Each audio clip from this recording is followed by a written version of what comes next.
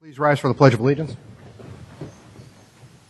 I pledge allegiance to the flag of the United States of America and to the republic for which it stands, one nation, under God, indivisible, with liberty and justice for all.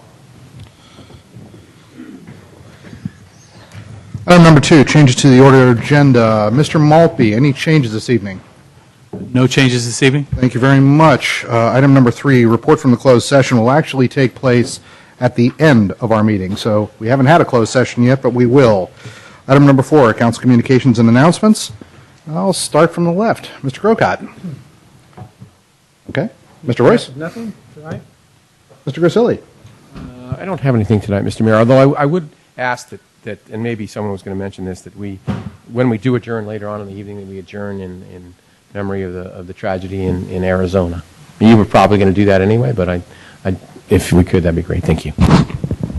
Okay. Vice Mayor Klein? My only announcement is, two announcements. First, the fire board meeting scheduled for Wednesday has been pushed back. We are going to have a date relatively shortly. We are waiting on the Belmont Fire Protection District to pass a couple items so we can discuss them. Second, there was a major fire that our fire department reported to this morning. It was over on Carlmont Drive in Belmont. There was a fire at an apartment complex. All 23 units were affected. 25 people were evacuated. About $1 million worth of damage.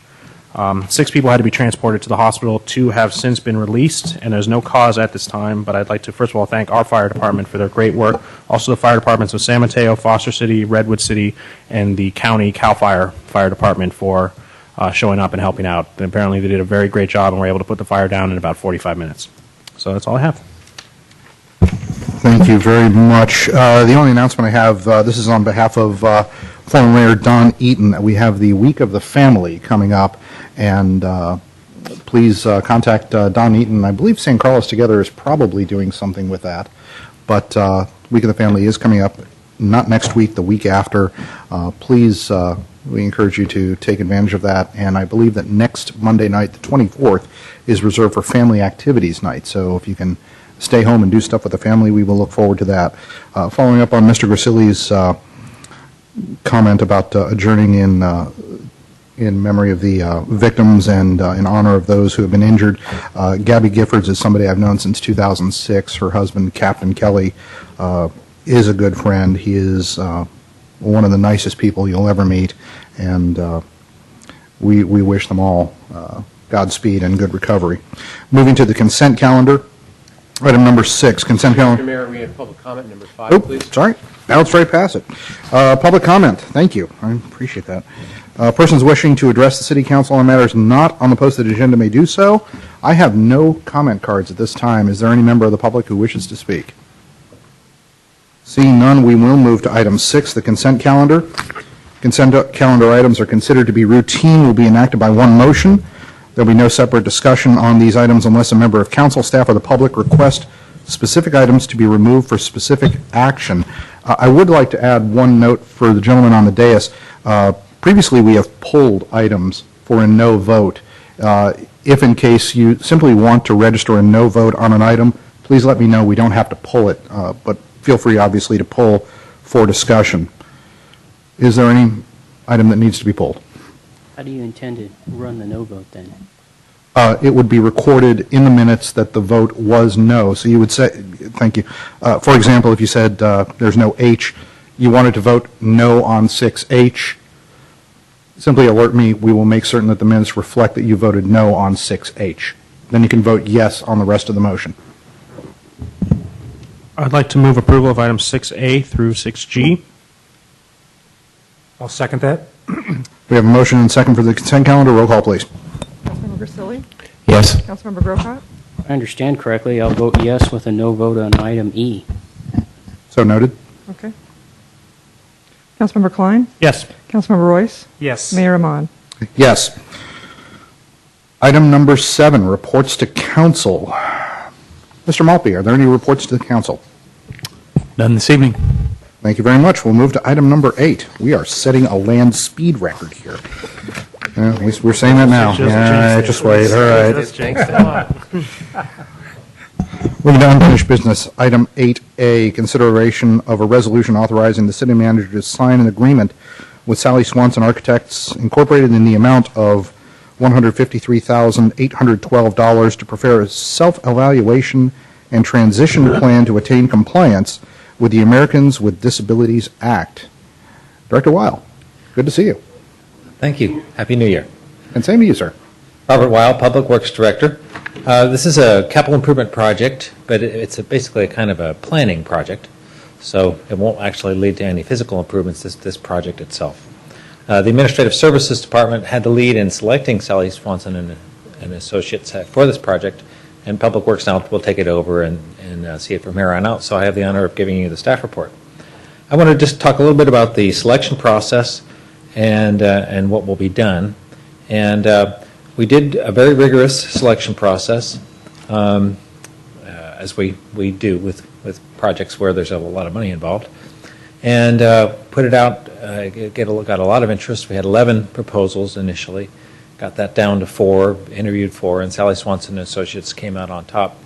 They really showed us very clearly what we would get for the money, and they were within our budget. So that all looked very good. We have our fee. I forget your last name. About it. With Sally Swanson Associates here tonight, if there's any questions about their scope of work, he's available to answer questions. Thank you very much. Thank you, Arthur. And the end, what this project will do is essentially bring us into compliance with the law, federal law and state law.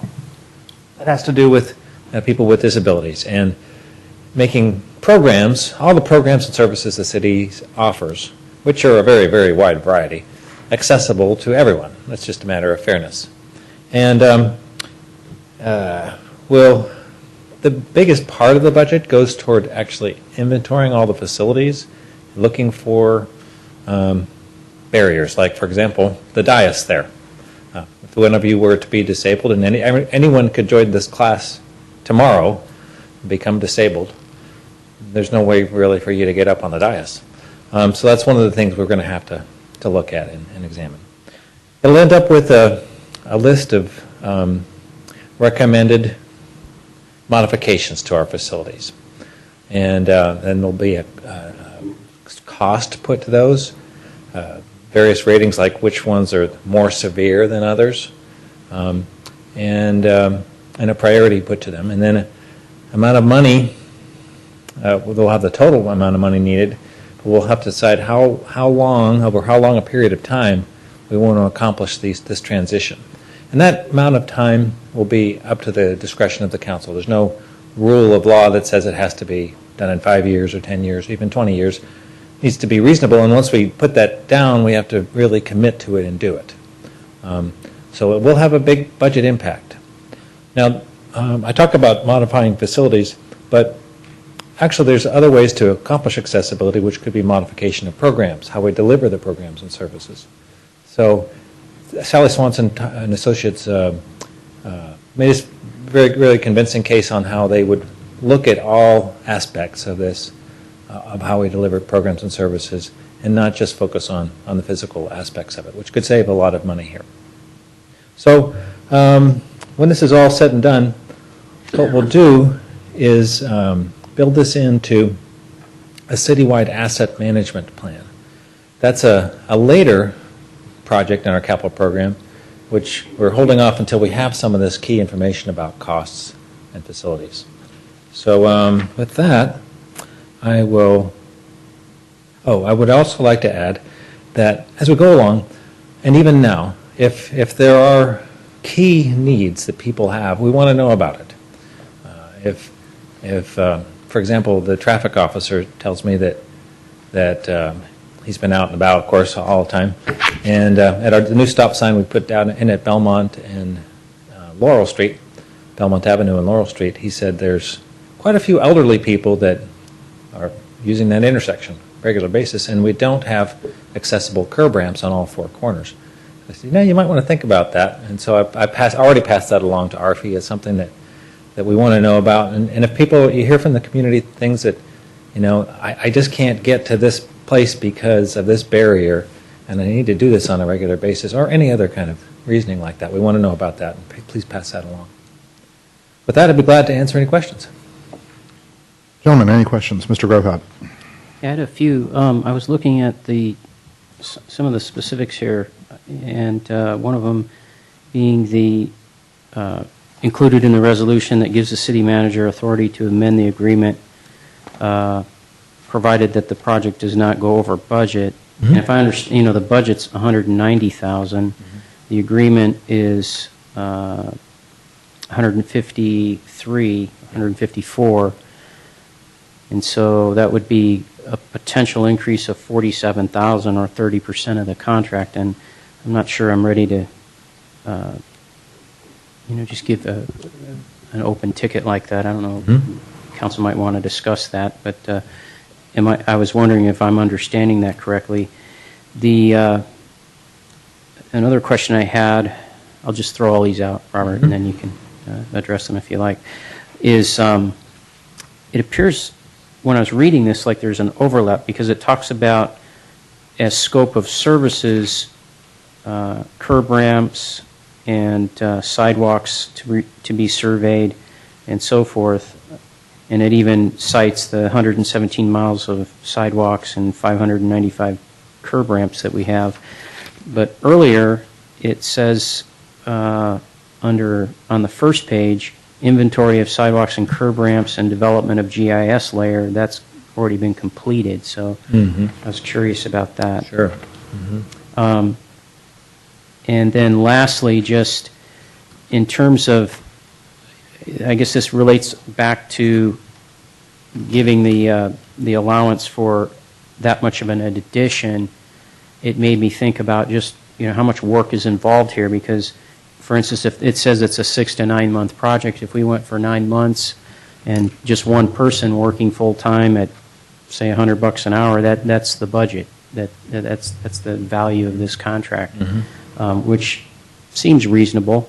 But I'm wondering, what might cause us to need to go over and possibly use another $47,000. Sure. Okay. Well, on page 1 of the staff report is kind of an allocation of what we think the costs will be. And some of the costs have already been incurred. That almost $12,000 there was an inventory of sidewalks and curb ramps and development of a GIS layer. And we used a separate consultant to do this. This cost has already been incurred. And it was merely mapping where they're located. Now, the overlap is that there's no overlap actually because what's going to happen next is now that we know where they are, Sally Swanson and Associates is going to go out and assess their accessibility. They're going to use a specially equipped Segway transporter to do this, which I think is pretty cool. They'll be going down the sidewalk on the Segway, and it'll automatically monitor like the steepness of the sidewalk, how much it's tilted, any bumps on it, and digitally recording video images, and they'll find any narrow spots and things like that. So that's pretty cool. But that aside, on the budget authority, your first question, when I add up the other costs here, it looks like there's only about $5,000, well, actually less than $2,000 left in the budget. There's the $153,000 contract, the $12,000 we've already incurred, and then once we get all this data, we've got to build it into our database systems, our asset management systems. So Sally Swanson had proposed about $50,000 to do that, and we think we can do that for less cost with using our own consultants to do that and our own personnel. So that's about $20,000. And then we want to get the word out to the community. That's about when we're doing this outreach. We're thinking of maybe doing postcards to the community or doing outreach on other media, and we allowed some budget for that. Okay. So really, there's not much left. So we're talking the margin between the 188 Yeah. to 190. No. Yeah. Okay. The one thing that we might want to do is there's an optional service that they listed here, which was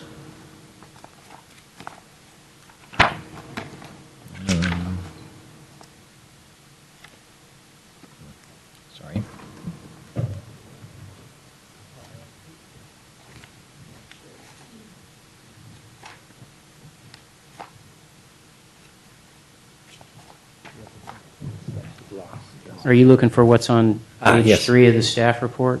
No, As it's far as an on, option? it's an attachment 1, and it's at the top of the page, it says 5 proposed cost. It's the last page of attachment 1, just before attachment 2.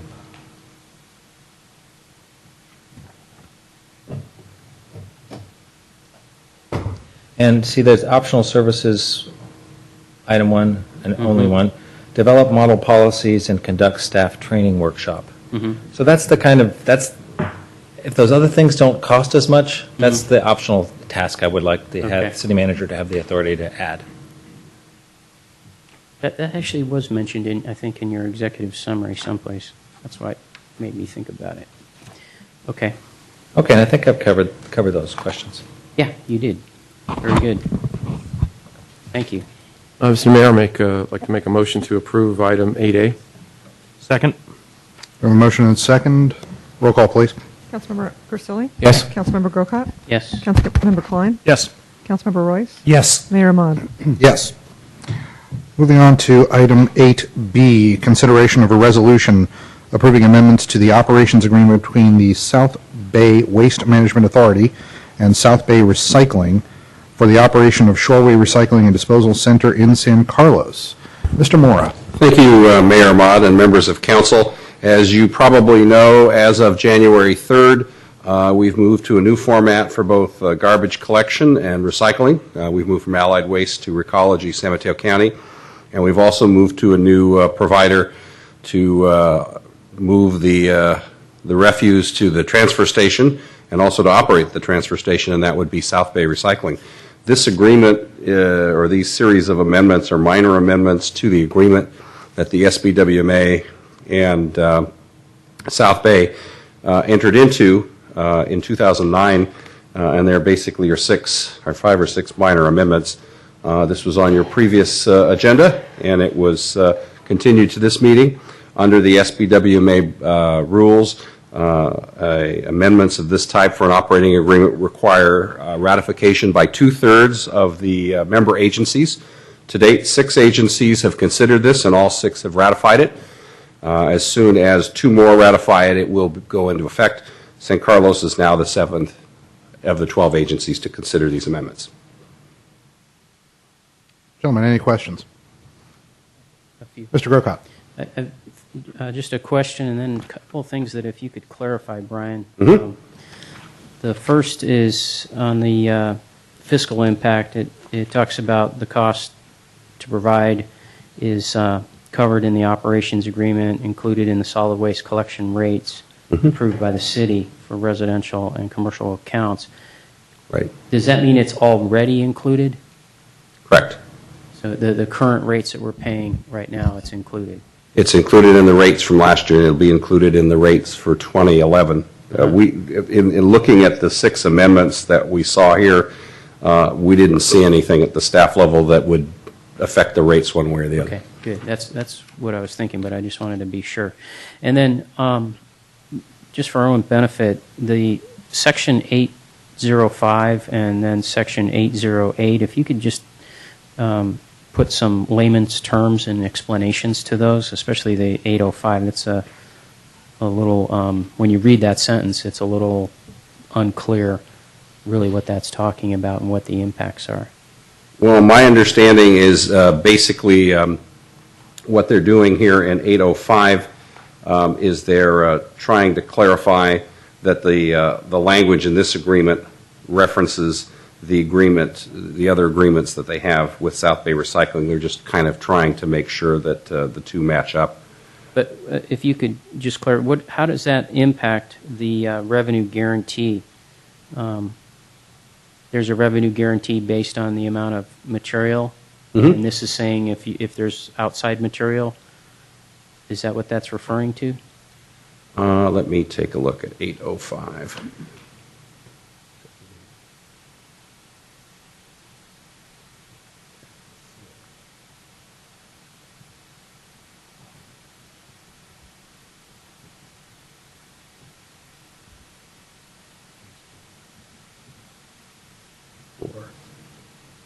Okay, let me take a look and see what attachment 4 is, or whether we have that.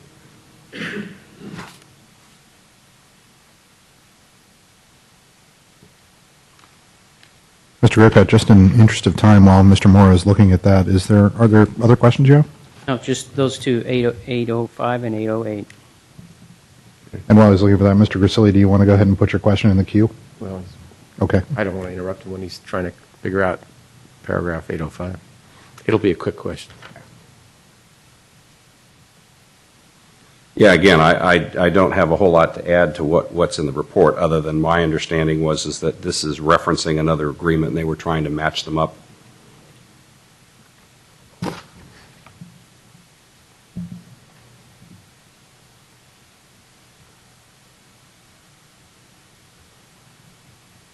Because it looks like what the agreement said before is it referred to the sale of recyclable materials delivered to or recovered at the Shoreway Center. And the language that's been added basically it talks about it relates to materials that do not require processing at the MRF. So they're trying to tighten up, what items are subject to this provision. Well, if I may, the reason I ask about both, and you can see where, I read the item on the fiscal impact.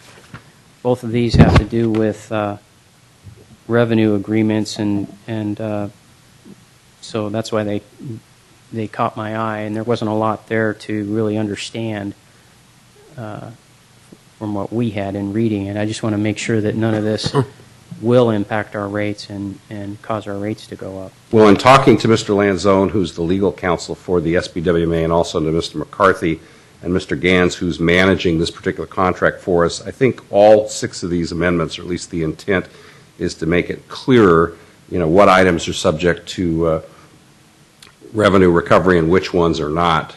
So it's, in some respects, some of this is more just a restatement of what's already in place.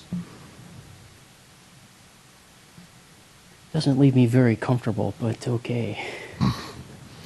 Quick How question, the rest of Mr. the council feels about that. Quick question, Mr. Moore, item 606.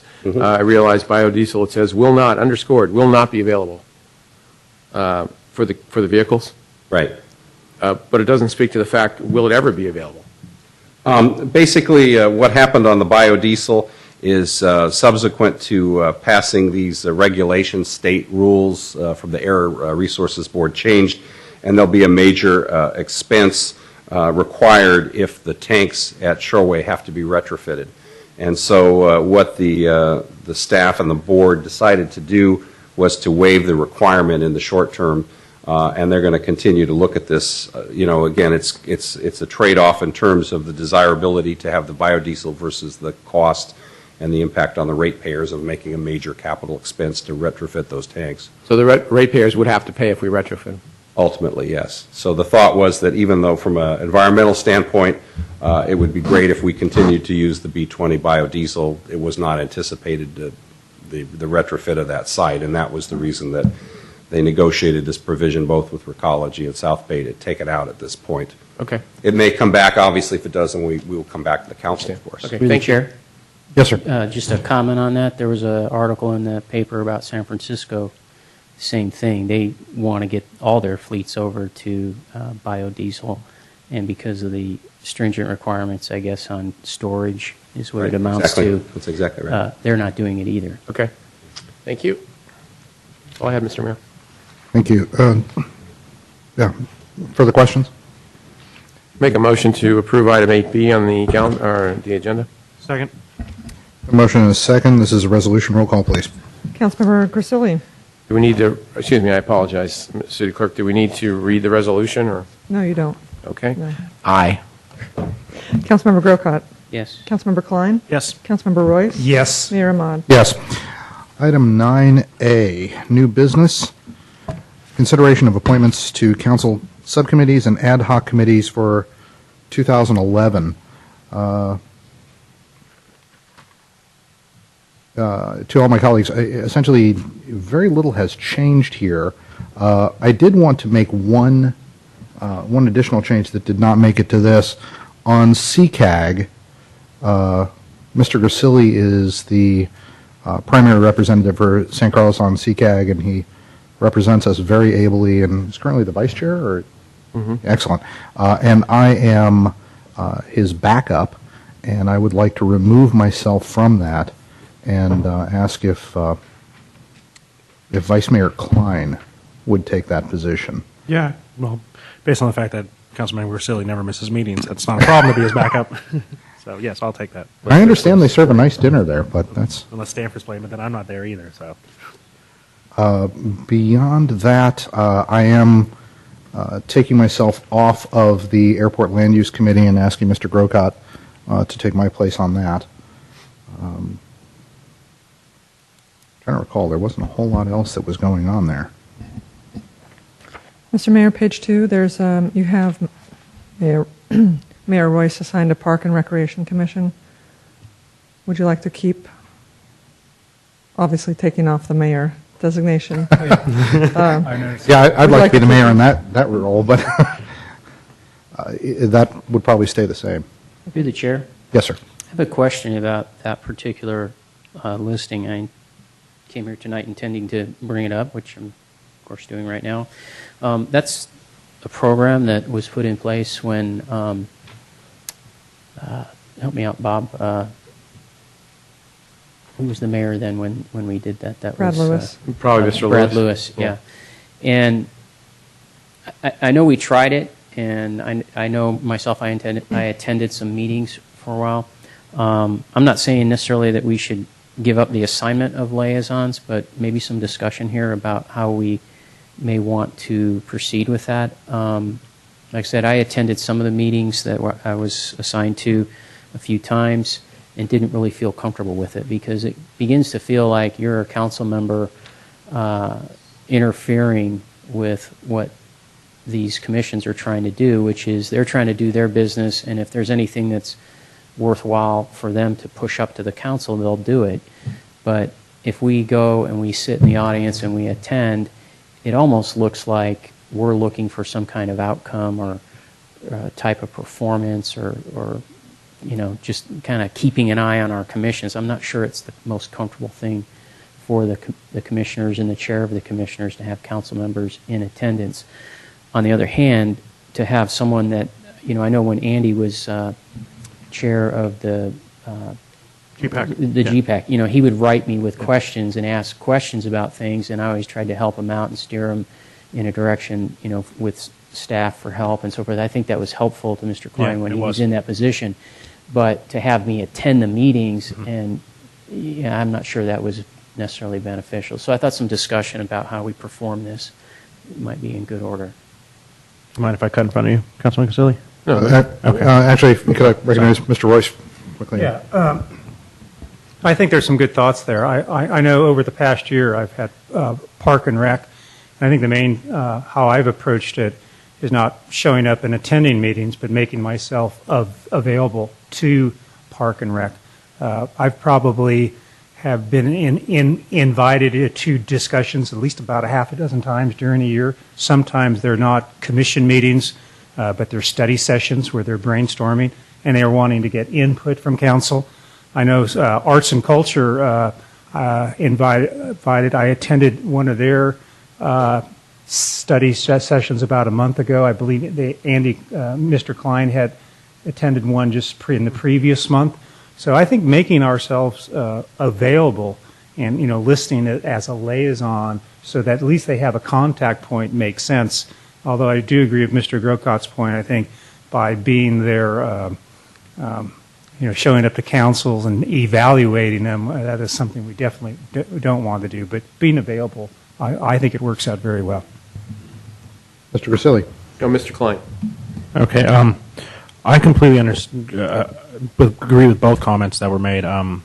When we first talked about this, Mr. Grocott brought up his concerns, and so when I attended the Arts and Culture Commission, I said, "Well, I'm coming to this one meeting, but if you guys have any issues, please email me or feel free to call me." And they stopped me right there, like, "No, we'd actually like you to attend every meeting."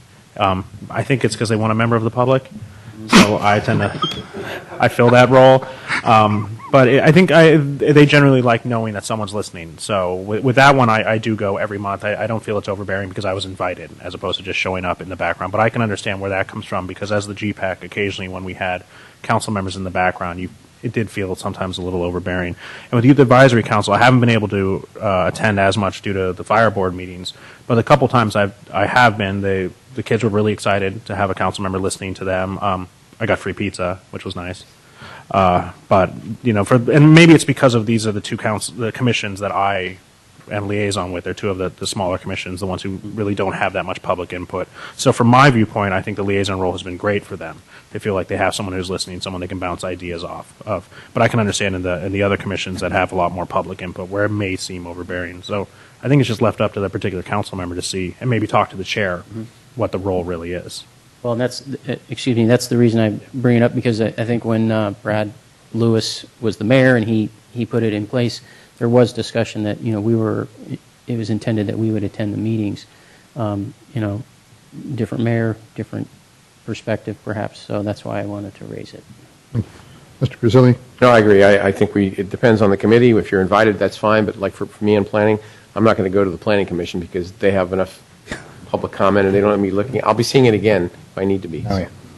So in terms of direction for this, what I would probably say is that attendance at the meetings is not mandated by this liaison appointment, but I would ask all members of the dais who have liaison attached to them, please contact the chair for the committees that you are a liaison to and determine what is the best way to interact.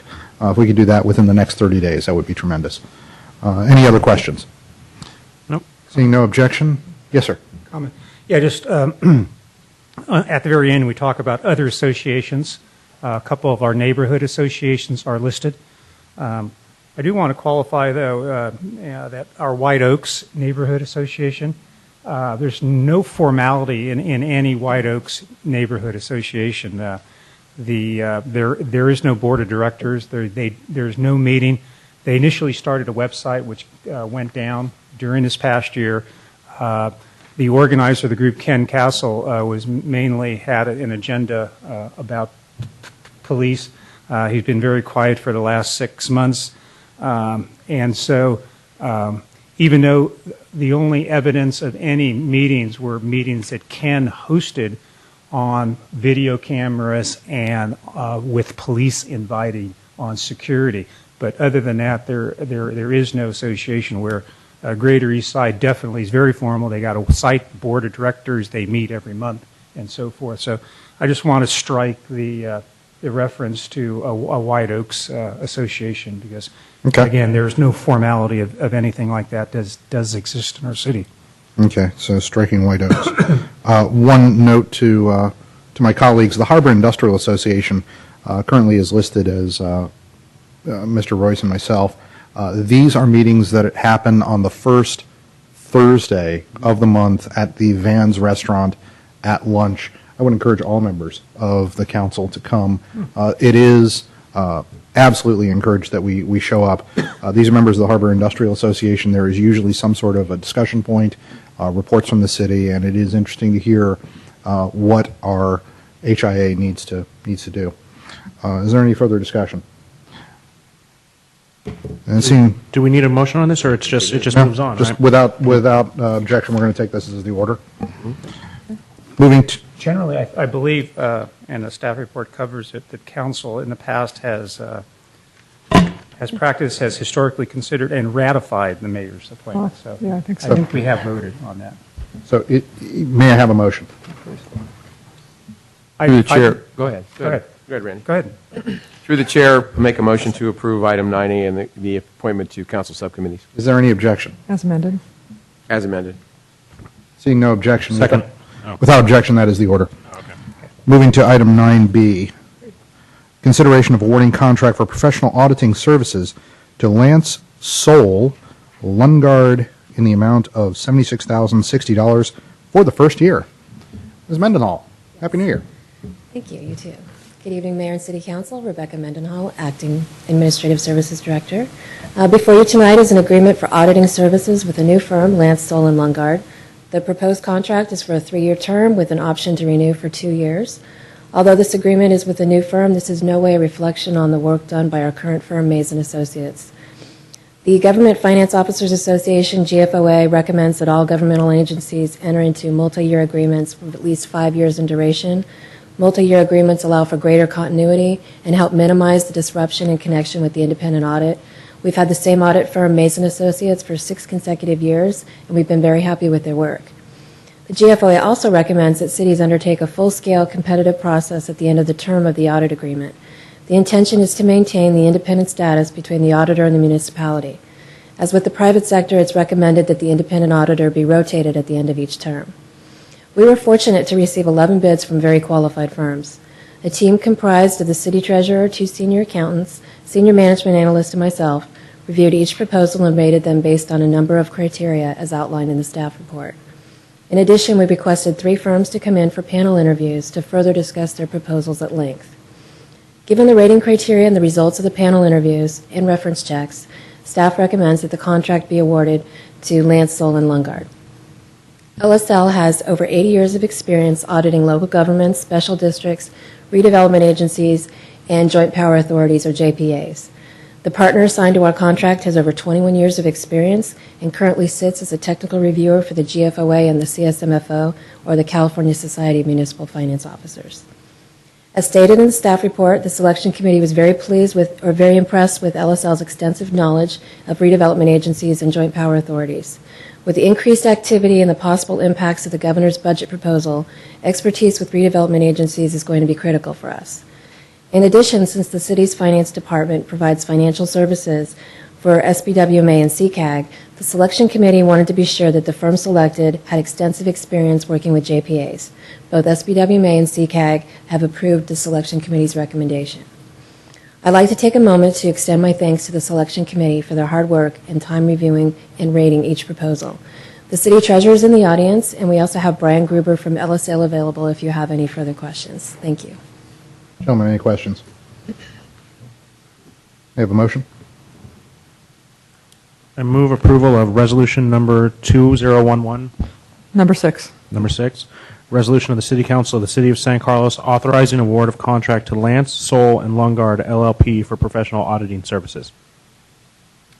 Is there a second? I'll second that. Motion and a second. Any further discussion? Roll call, please. Councilmember Grisilli? Yes. Councilmember Grocott? Yes. Councilmember Klein? Yes. Councilmember Royce? Yes. Mayor Ahmad? Yes. We will be moving into closed session. Is there a report from our attorney? I think you need to push the button.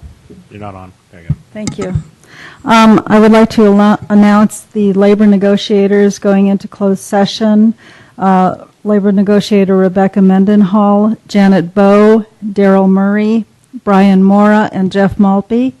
And the real property negotiators are Jeff Maltby, Savay, and Sawicki.